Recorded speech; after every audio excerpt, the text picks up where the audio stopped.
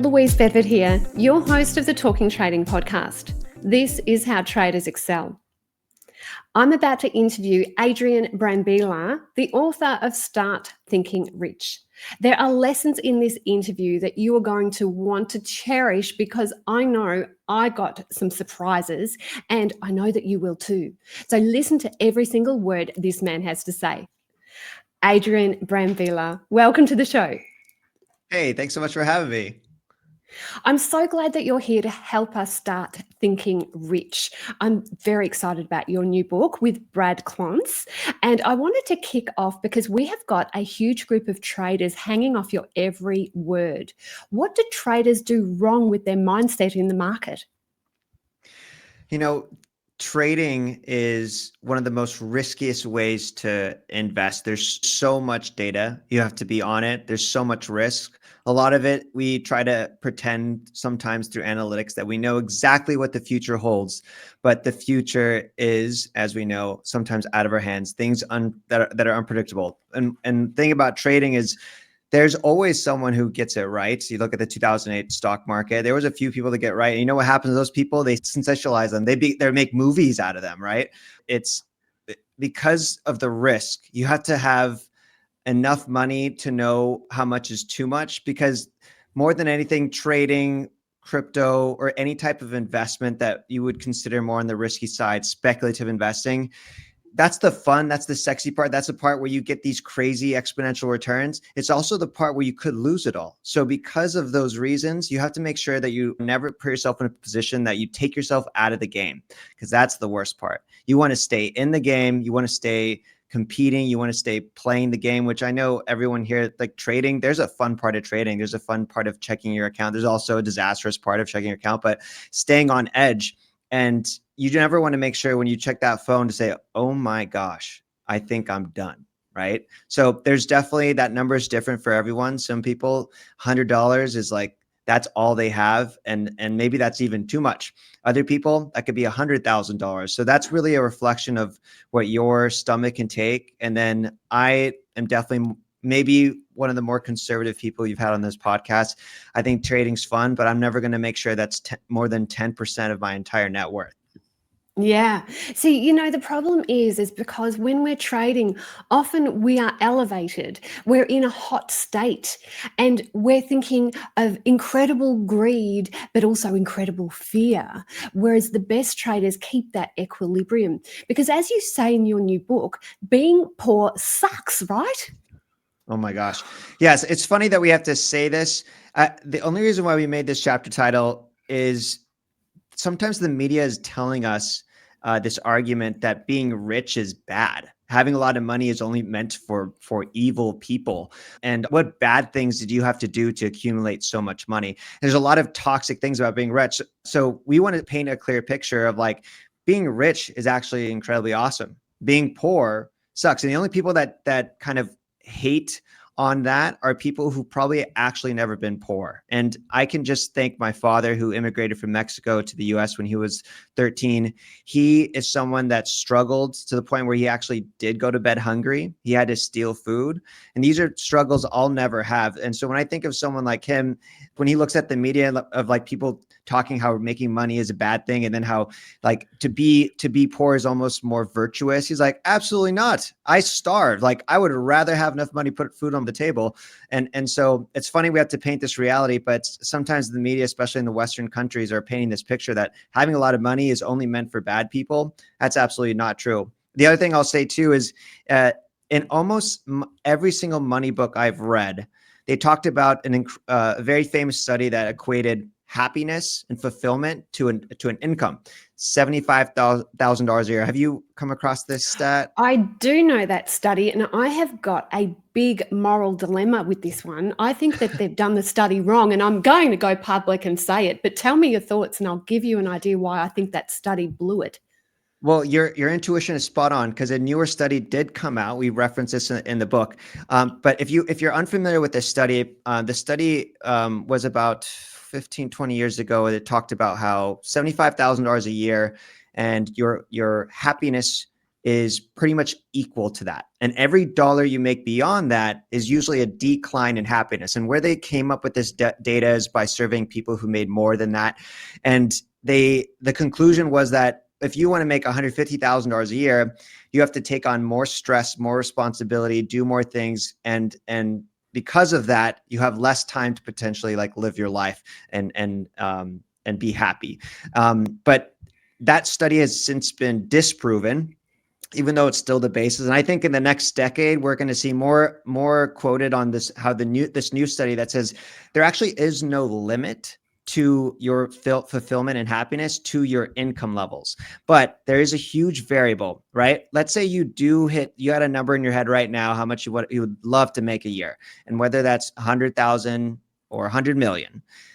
When you hit your threshold where you are out of survivor mode, you're paying for all your bills, and now you're living what you think your dream life is, there's still you have actually a much tougher question of life, not just about money. But now I don't have money problems. What should I actually do with my life? What is my real purpose? Because your real purpose is going to be you'll never find happiness if all that money is going to flash in Lamborghinis and fancy cars and flying first class. Because as someone who's done that and has enough money to do that, like there's always going to be some next shiny object, which your money will be, kind of filling, and you'll always lack that deeper purpose. And this is the biggest challenge. So money is not equal to happiness. There's no like, oh, now I made 250,000. I don't want to make 251,000 because now I'm going to be unhappy. It doesn't work like that. But what it does work is after a certain threshold, depending on where you live and in your area, whatever that number is, if you cover all your money problems, you're investing, you're making money. Now it's like, okay,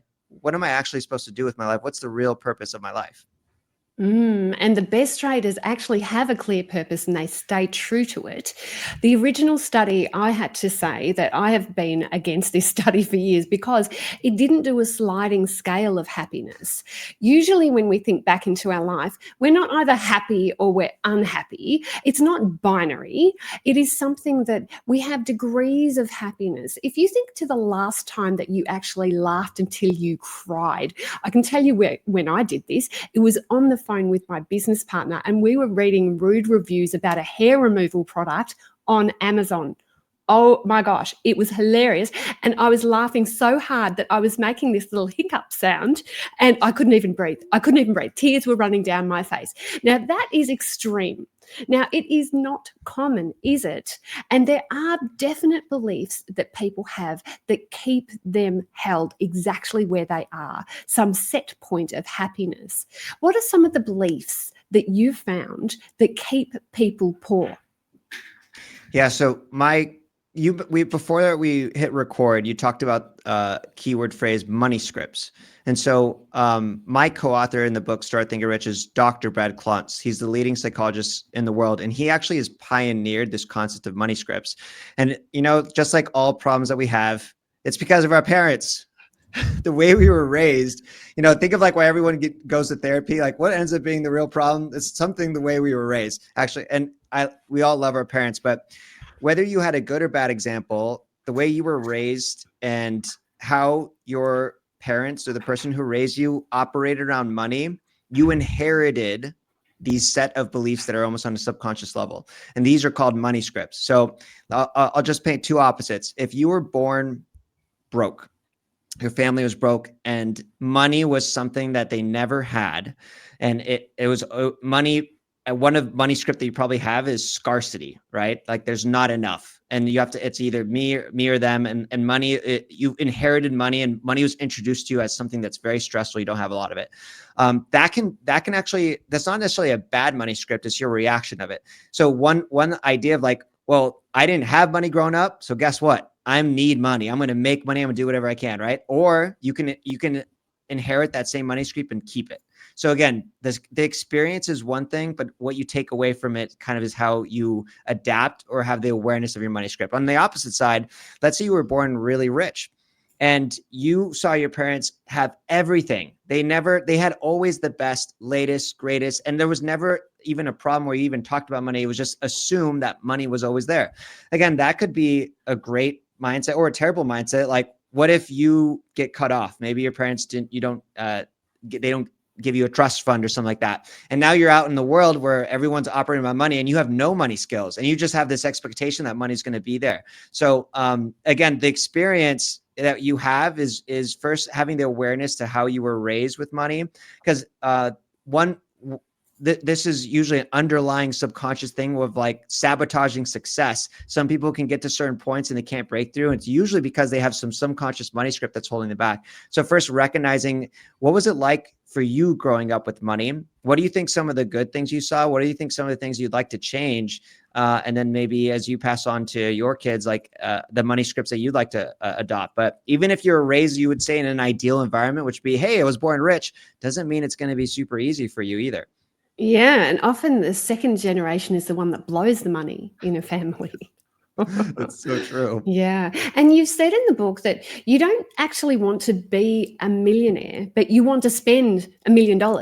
Now, I'd love to tweak this out. There's two directions I want you to take this. I want you to think about, as a person listening to this, if you're competing with your fellow traders, you are actually in a situation where you are lessening your own performance. So it could be that you don't want to be the trader number one on the ladder. It could be that you actually want to be the best trader that you can be. I want to talk about that with you, Adrian, because I think there's a big difference between wanting wealth and wanting to spend. Your thoughts? Yeah, this is huge. I think that you just hit on something really big. And when you think about comparing yourself to others, so in psychology, there's a concept called locus of control. And every single wealthy person, if you think of like their life, good and bad, when they're asked like whose fault is it to blame or the responsibility, people that are ultra wealthy, we're talking 100 millionaires and even billionaires, my co-author works with, they have such a high internal locus of control. So when they lose money, when they make a mistake, they don't say, oh my gosh, the market, I can't believe what happened. I can't believe what the president, I can't believe these new policies. No, they don't look externally. They look internally, say, wow, what was I missing? What didn't I know? The person that has an internal locus of control, those are the people that I'm going to put money on, because whether they're in a rut right now, as long as they have that awareness to say, okay, what can I do better? Those are the people that accumulate wealth, and they might lose it again, but they'll be able to build it back up. Whereas people that have an external locus of control are the people who are looking outside for reasons to blame, for maybe they saw something and they took advantage of it, and they're like, well, that person fooled me. They told me to do this. Like they're not looking at themselves. And those people are never usually people that if they find success will keep it, because they'll always find something to blame. And then on the consumption part of spending money, if you look at like your number, $1 million or whatever the number is, and you think, what would you do with it? Like, I know I've been guilty of this. The lottery is a lot of money, and I'm looking at it, it's like, oh, geez, $500 million. What would I do? And if you just start listing all the things like, oh, I'm going to get a mansion, I'm going to buy my parents a house, I'm going to now invest in a new business. And you can literally subtract all the income until it's basically zero. And that's not what a wealthy person with a rich mindset would do. And when I say poor, I mean someone that has a mindset of a poor mindset. That's someone who has a poor mindset is just listing objects and things they would buy and flying first class or buying a private jet. Whereas a wealthy mindset, their answer is usually the same. I would invest it. I would invest all of it. Yeah. And I think at the moment, what we're seeing in the environment is a lot of fear. I was thinking about this while I was at the gym, and it's like fear keeps you reliant on authority. And confidence helps you be reliant on yourself. And that's where the internal part comes in. There is a study, and I'm not sure if you're familiar with it, but they looked at people's levels of self-worth, and they put a bunch of arachnophobes in with a tarantula, and they got them to say how far away that tarantula is from them. The people with the highest levels of self-worth judged it accurately or further away from them. So we have to be careful about the role of fear in our life. If we let fear in from all sides, we're actually depleting our own performance as a trader. Would you agree? Yeah, I think trading or any type of business or pursuit, there's multiple ways to continue and grow your success. Knowing your plan is something that I think every trader or business owner knows. They like know what I should do. And if you don't, then you're in the beginner stage. You need to learn, right? But after you learn enough, you can now pursue your endeavor and earn. So I wish it was that simple, but we're not mathematical creatures. We're emotional creatures. So when markets are in turmoil, when there's something that happens that's out of our control, it usually sets us emotionally high, and that's when we make mistakes, the most mistakes. So it's almost this level of discipline of like saying, hey, do you feel like you know all the things you need to know, and do you know your path? Then you need to stay away from these really to not be affected emotionally. Or also, I like to use the word shiny object syndrome. So this is, to me, like there's every single day there's a new shiny object. I imagine the trading world, I feel like every trade is almost a shiny object. There could be a lot which could derail you, especially if you hear of like performance, like, oh my gosh, this person's exponentially growing, and it's different from maybe your sector of what you're trying. And these things, shiny objects is one way to derail your plan. And it happens in all walks of life. There's always going to be the next shiny trade, crypto, NFT, social media, business. All these things are AI. Like there's always something, and you have to be very careful not to get sucked in, and stay to your path or plan, and feel confident that you are on the right path or plan. Because part of it is we're not taught how to do this. Teachers can't make us rich. And I know that's something that you believe as well. So how do we bring in the information that we need if the current education system isn't setting us up for success? Yeah, I love you're like going through my chapter styles. I love it. Yeah, your teachers can't teach you how to get rich. And by the way, I love teachers. I think teachers are amazing. But I would say for you, Luis, anyone, you've been on this doing this podcast, you told me, for 11 years. And so to me, you're a source of information. So this is not going to sound new to anyone who's been your ride or die for a long time. But in terms of establishment, the way we went to school, public, if you went to college, we say your teachers can't teach you how to be rich because usually if you have reached the point of financial freedom, meaning you can do whatever you want, whenever you want to do it, and you don't have to worry about money, you're operating out of a choice. Most people don't get to this place, but typically if they had the choice, they probably would not go back to work at a 9 to 5 as a teacher. That's just the reality. You'd find a very rare person who has millions saved and invested to say, I still want to go to this high school and teach. I still want to be a professor in college. Because typically those people, when you have the ultimate choice, like, absolutely not, I wouldn't do that. I would, maybe you still want to teach, but not in this capacity. And like, for example, I am a teacher, I have an audience, so are you. And, having financial freedom, I love doing this. I do this by choice. And maybe I won't do it forever, because one day I'll be like, you know what, I'm tired. And that's having that FU money, or enough money to say I'm out. And most time people at these establishments or institutions, they don't have that freedom. So why would you take financial advice from them? I remember when crypto was the craze a couple years back, I couldn't get in an Uber without my Uber driver telling me about what the best crypto and was taking off. And then what happened after that? It was a crash. Like, if that's not a sign a crash is coming, like, it's a crash. But here's the thing: when we don't protect who we receive our information from, your boss, your coworkers, these are people you actually don't want to get financial advice from, because guess what? They're working at the same place as you. Even your boss, like, your boss is there because he has to be there, not because he's there by choice. So finding places, but again, I don't think it's new information, because anyone that's part of your army is like, they're probably in the right place for trading, as the people that, follow me. But still doesn't mean in our 9 to 5s and our jobs, like, we're always getting financial advice. You talk about money, you actually like let something slip. Of course, you get an overwhelm of opinion. Oh, you got to do this. You should do this. You invest in this, and always protect where you get the information from, to see if this person, are they qualified? Are they exceptional? Do they have the life that I want? Are they in the position that I want? If so, if they're crossing out this list, then listen with an open mind. If not, you got to protect your energy so you don't get that shiny objects from them. I like that. It's definitely making sure that what we are inputting comes from a very pure source. But it is also sometimes really offensive, isn't it? Because the truth can sometimes be offensive. Now, I did read in your book, and I have said this to people, and I know I have just blown their head off when I've said, you are actually getting paid what you are worth. If you want to actually be paid more, you have to become better. Now, that to me is the truth. But the person that it landed on, oh, they didn't like that. Tell me your thoughts.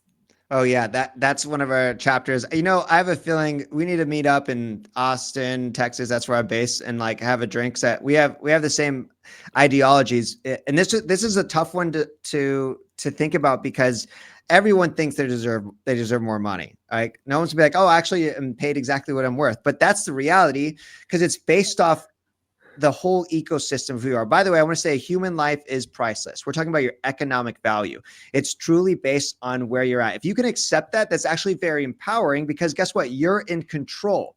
That means whatever your level of competency is at now, who can change that? Because I'm not saying you're worth that. It's actually yourself. So take on more learning, take on more classes, take on more education, or take on new verticals and test. And this is ways of increasing your value. But whether you have a high number or a low number, it still comes back to people. We're saying this to try to make you aware of having an internal locus of control, right? Your internal locus of control, like for me, my number, my first job out of college paid minimum wage. I worked at Prudential Retirement, a financial institution.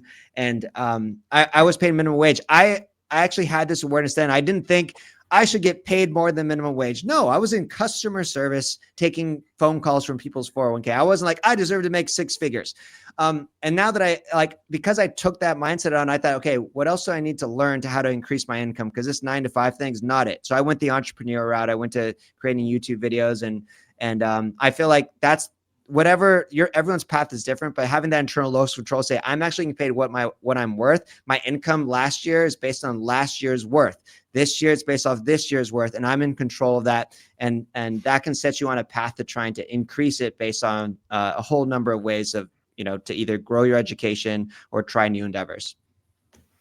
Though sometimes I see people make these proclamations like, I'm going to be the richest person in insert whatever. I'm going to be the skinniest. I'm going to lose this much weight. And what they do is they tell their friends. They put it out on Facebook. They tell the truth in advance. Now, I want your thoughts on this because I've never actually asked anybody in your position where you've been able to see people's mindsets and the impact on their income. I think telling that truth in advance too publicly actually gives them their dopamine thrill, and then they lose energy on actually completing that project. Now, I'd love to hear your thoughts here because you are really big in the social media world.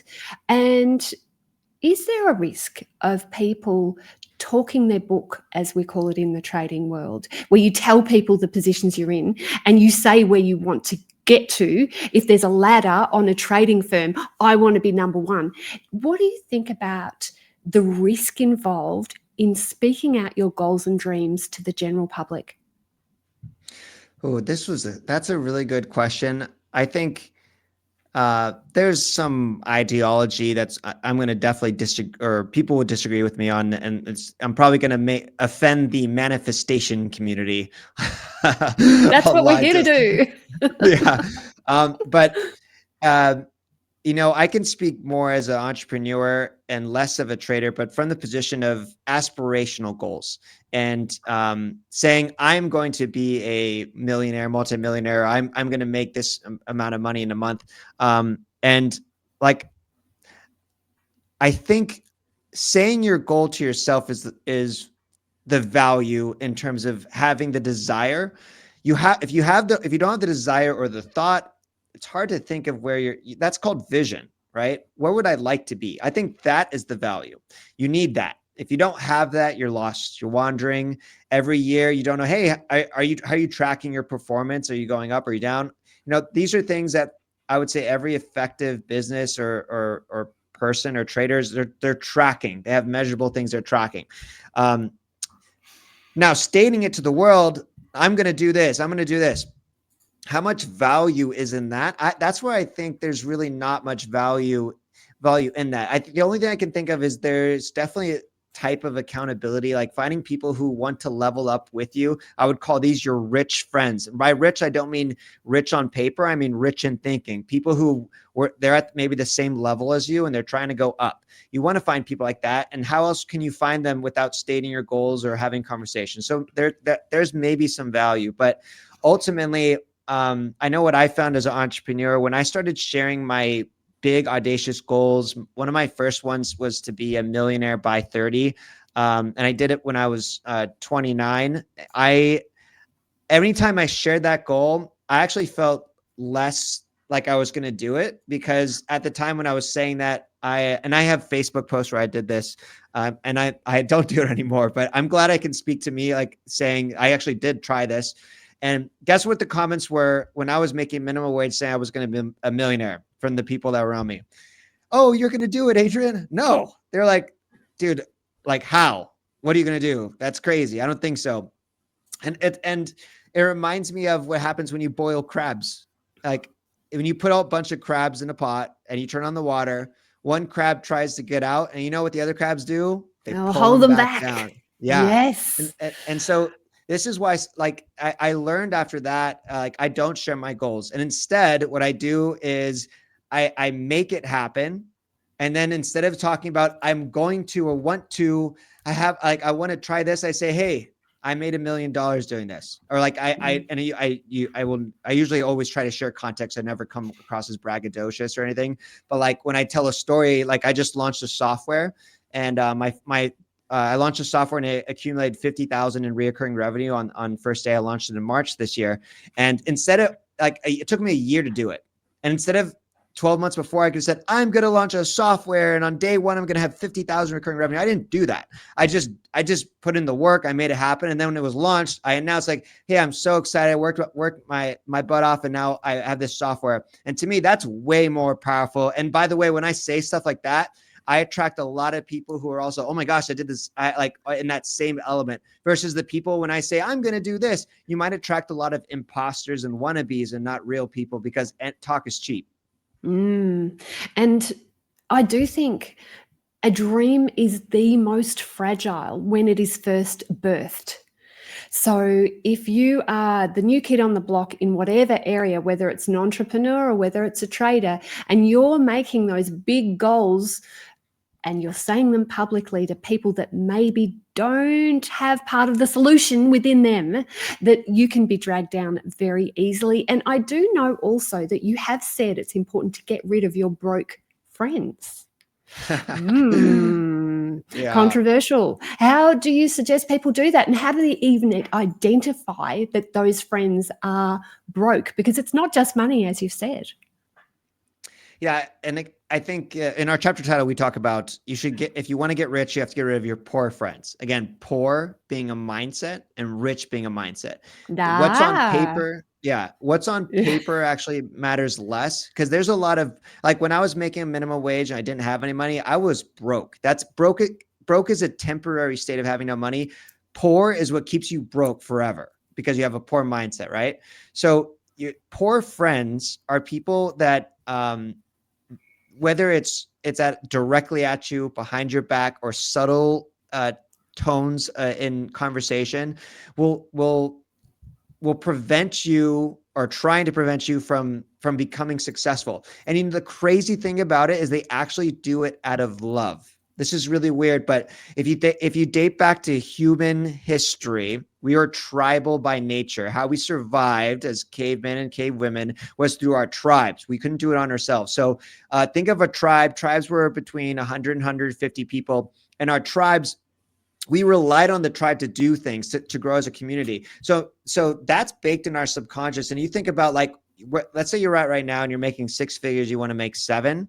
Like, you have to leave your tribe of other people who make 6 figures and go to 7 figures. And as soon as you start making that trajectory, and your other people in your current tribe or circles are not, although they might tell you, yes, I would love for you to be a millionaire, or some of them actually I know for a fact this person would hate if I was rich. Like they're going to naturally start bringing you down. Or maybe you have the best month you've ever had and you share with your normal friends, and they might say something, instead of saying, oh my gosh, that's amazing, congratulations, they might say, wow, must be nice. or good for you, right? And these are very subtle ways for you to where they're kind of trying to attack your demeanor. And again, don't take offense to this. It's because you're leaving them, because you're now heading towards a new tribe, and it creates this sense of uncomfortableness. It's going to be, that's why you have to really protect your inner circle. Everyone usually agrees that you're the average of the 5 people you surround yourself by. And this is where we're coming up with that. So you have to find rich friends who are wanting to also accelerate the level. And this is the sad thing. Some of your closest friends might be people that are holding you back. And I'll just share personally, I had 2 best men at my wedding. One of them I'm no longer friends with because of this exact scenario. It was about money. I was on my climb. He started to,